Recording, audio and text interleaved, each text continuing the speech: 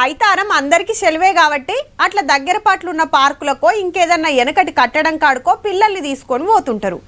అదే ఓ 2-3 రోజులు సెలవులు వస్తే ఊర్ల బాట పడతారు. కానీ కొందరు టూర్లకు ప్లాన్లు వేస్తుంటారు.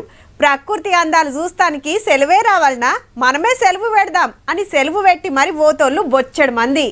చాలా మంది ఇదే ప్లాన్లు ఉండొచ్చురు, ఎందుకంటే సీజన్ అసొంటిది.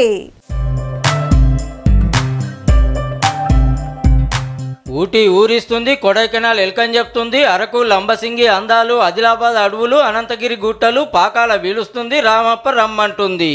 చలికాలంలో టూరిస్టు జాగలకు లైన్లు కడుతున్నారు పబ్లిక్ అంతా. గుట్టల మీద ట్రెక్కింగ్, పడవల మీద షికారు, తీగల వంతెన మీద తిరిగి ప్రకృతి అందాలు చూడాలి.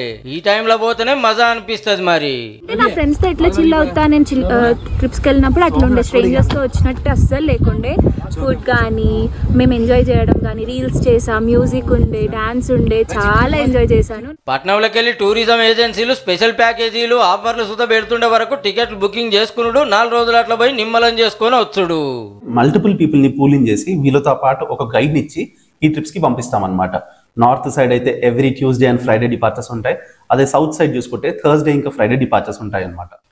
ఎప్పుడు మన తానేనా అట్లా బయట రాష్ట్రాలకు పోవాలనుకుంటాం కాబట్టి గిసొంటి ఏజెన్సీలను పట్టుకుంటే ప్రయాణం అల్కగా అవుతుందట.